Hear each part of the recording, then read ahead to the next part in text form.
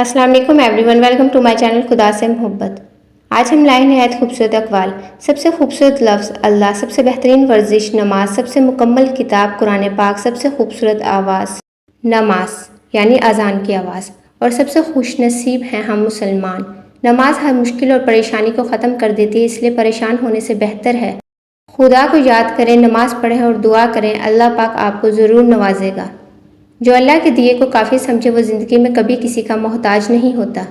घरों में रखे हुए कुरान पाक पर जमी हुई धूल दिल पर जमी हुई स्याही को जाहिर करती है।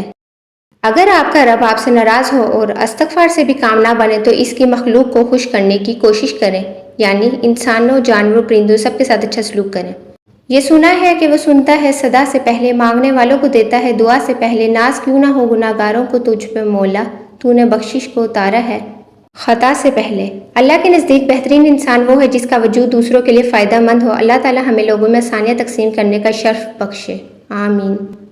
नमाज में रोया करो, क्योंकि जो लोग नमाजों में रोते हैं तकदीर इनको कभी भी नहीं रुलाती।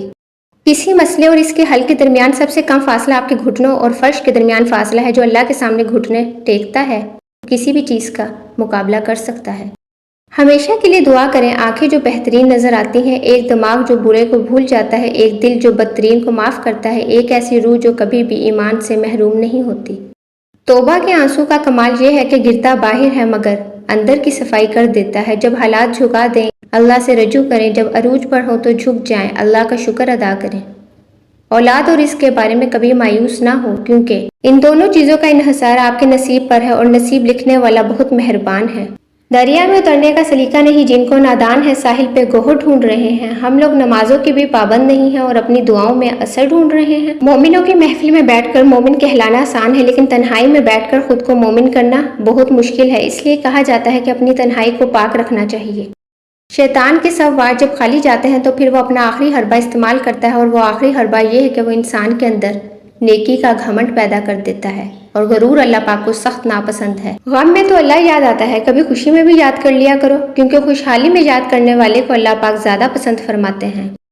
तुम बस अल्लाह पे यकीन करे रखना, वो मुश्किल को आसानी में, दुख को खुशी में, बेसकूनी को सुकून में, तंगी को खुशहाली में, और वो नामुमकिन को मुमकिन कर देने पर कादिर है।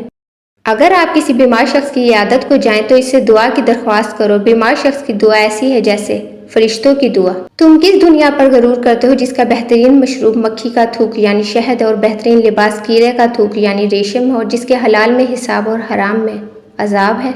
लिहाजा ये दुनिया फ़ानी है, इस पर गरूर मत करें। जो था अच्छा था, अल्हम्दुलिल्लाह, जो है बेहतर है माशाल्लाह, और जो मिलेगा बेहतरीन होगा इंशाअल्लाह। जिंदगी में परेशानी का एक ही हल है, अल्लाह से बात करें, अल्लाह पर छोड़ दें और अल्लाह पर भरोसा करें। जब आपको मायूसियाँ महसूस होने लगे तो अल्लाह ताला की मेहरबानियाँ याद कर लिया करो, खुद ब खुद पुरसुकून हो जाओगे। अल्लाह ताला हमको पुरसुकून जिंदगी नसीब करे, आमीन। पानी और नमाज एक जैसे हैं। पानी मोहताज नहीं पीने वालों का, और नमाज मोहताज नहीं पढ़ने वाले की।